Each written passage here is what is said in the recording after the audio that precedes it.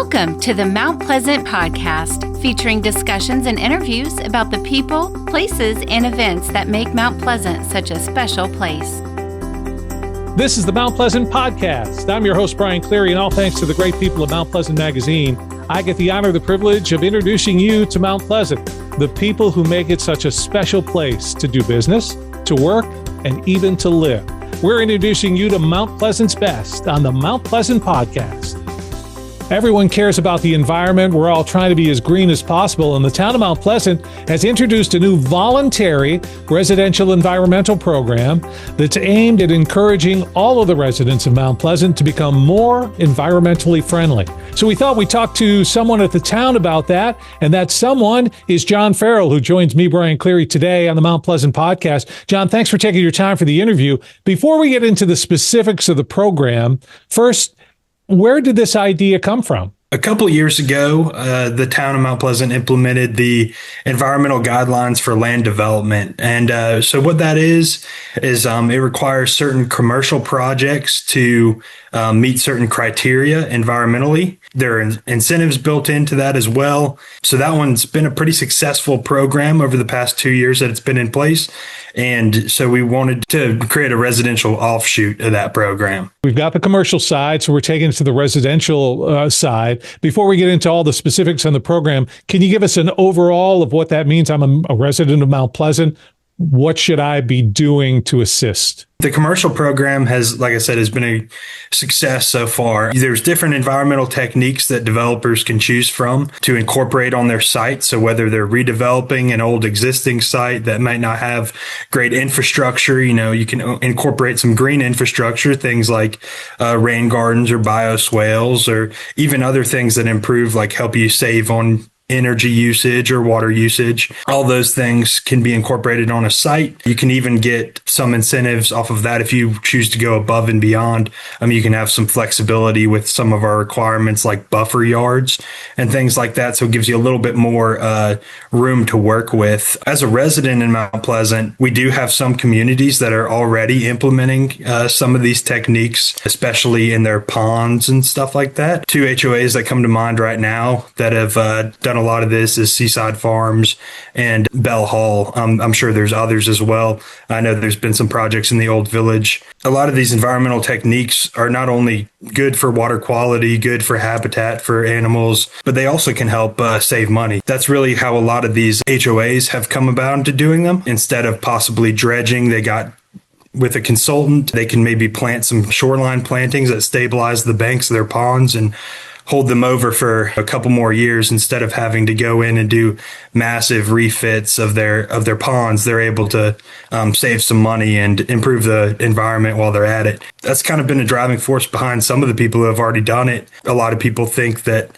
these techniques look pretty. They look nice. They attract interesting wildlife. Obviously, we've got some great bird species in the low country. We got all sorts of different fish that'll feed on them as well. Multiple benefits, not just with the wildlife, but even cost savings. In 1982, it was East Cooper Magazine. Now it's Mount Pleasant Magazine. Mount Pleasant Magazine is about the people, places, and events that make Mount Pleasant a great place to live, work, and raise a family. Your community, your magazine. Mount Pleasant Magazine. You're listening to the Mount Pleasant Podcast. Saving money is a great thing. Making our communities look better, that's a great thing as well. It's what we want to strive for here in the town of Mount Pleasant. I'm Brian Cleary. This is the Mount Pleasant Podcast. It's where the pages of Mount Pleasant Magazine come alive. Today we're joined by John Farrell. He's with the town of Mount Pleasant. We're talking about the voluntary residential environmental program. Before we get back to that, John, on the website of the town of Mount Pleasant, you are listed as an environmental TMDL Manager. That sounds very, very impressive. I'm sure your parents are proud, but what is a TMDL Manager? TMDL stands for Total Maximum Daily Load. It's a regulation that is given by the state of South Carolina through the Department of Environmental Services, which used to be DHEC. So that it just regulates the water quality. So we have 2 TMDLs in the town of Mount Pleasant, Shem Creek being one, and the Wando River. We work closely with partners on both of those, with Charleston County and other municipalities. Obviously, we're not the only one that contributes to the Wando River. and actually Shimp Creek too. There's unincorporated areas around there. We're required to monitor and implement certain things to try to get the water to a certain standard. Those are some of the projects that I manage, and the LID programs like the commercial and then future going into the residential are really kind of pieces that really help water quality overall. So we hope that tie those into those bigger programs. It sounds like then I went to college for communications. Let's be honest, a joke degree, but I have a degree. It sounds like your background then is scientifically based. I went to Wofford College in the upstate and majored in environmental studies there, and then have been with Town of Mount Pleasant for almost 3 years now. I worked with some of the development stuff when I first started here and then moved on to the environmental side. Being that you're an alumni Wofford, does that take you out of the Carolina-Clemson debate? You can say, oh, I don't have to get into that, or are you Gamecock or Tiger? I am a Gamecock fan. Yes, sir. So I am a Carolina fan. Wofford and Carolina, we got them both there. So, John, let's talk about this plan a little bit. So, in terms of the voluntary nature of it, is it just the HOAs that can get involved, or as an individual resident, can I be a part of this program? This program is still in development. We were taking it to stakeholder meetings over the past couple weeks. We'll be trying to incorporate that feedback. It's still in development. It is not something that you could readily sign up for today. It will ultimately go to town council over the next couple months or so once it's ready. The way it is set up now is for both HOAs and residences. There's two kind of separate but very similar programs. HOAs can participate to try to get an award. Residents can participate to receive incentives with local businesses, discounts with local businesses. Let's talk about some of the things that can be a part of that. If we're doing it, if I'm composting, is that one of the positive green things?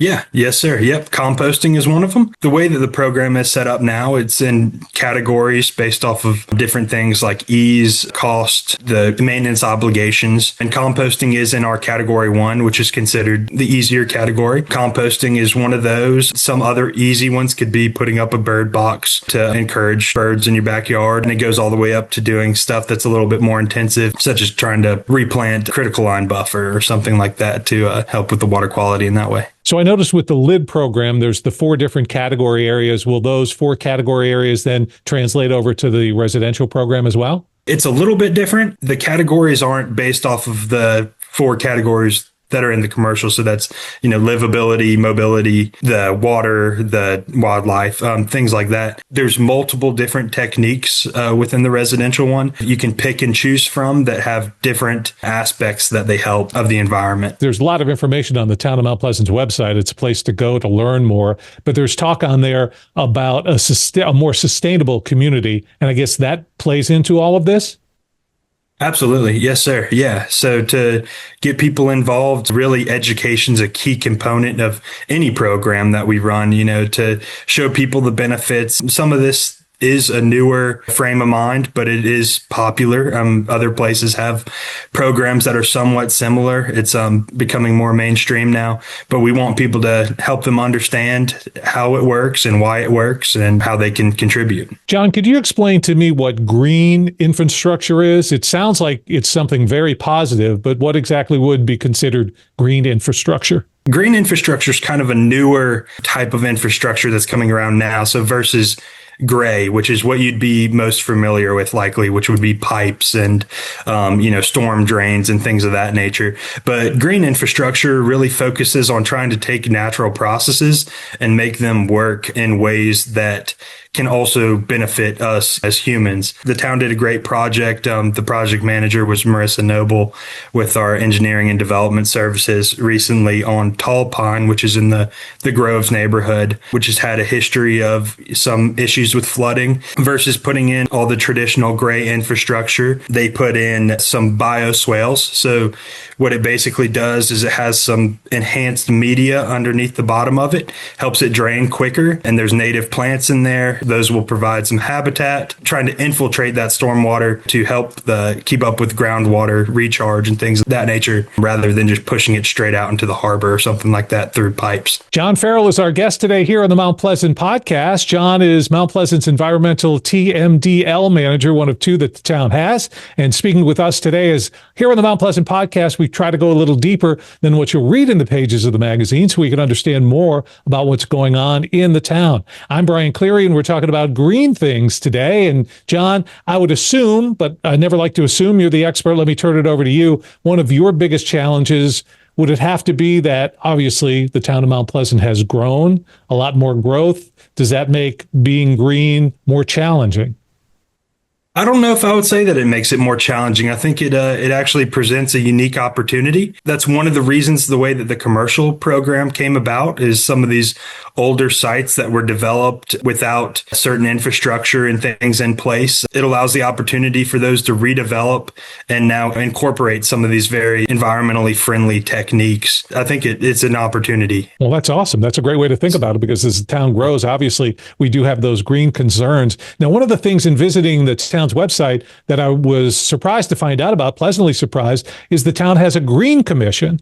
I wasn't aware of that. Can you explain what the Green Commission is? The Green Commission was established about 1.5 to 2 years ago now through council, and it is a commission that is comprised of experts in various aspects of the environmental field, and they advise us as staff and town council on various environmental issues throughout the town, and very helpful resource. The voluntary residential environmental program is something that's still in the works. Is there another meeting, another session coming up where myself and other residents of the town can provide some impact or learn more? We have one more on July 10th at Mount Pleasant Waterworks from 5:30 to 7:30. Feel free to give input there, but I'm also happy to share my email, my phone number, and feel free to give me a call if anybody has any questions or input. That's a big thing that we're looking for right now as well. John, the LID program is in place now for the commercial side of things. So for the voluntary residential program, what would be your goal in terms of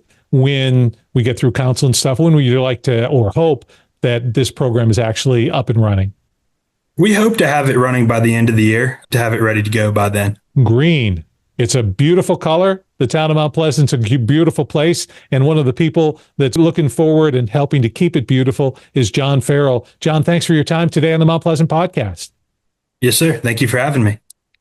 Make certain to be a part of that meeting coming up on July 10th. And of course, keep up to date on what's happening in the town, both on the pages of Mount Pleasant Magazine and here with me, Brian Cleary, on the Mount Pleasant podcast. Thanks for spending your time with the Mount Pleasant podcast, your community, your podcast. Listen to past and future episodes at mountpleasantpodcast.com.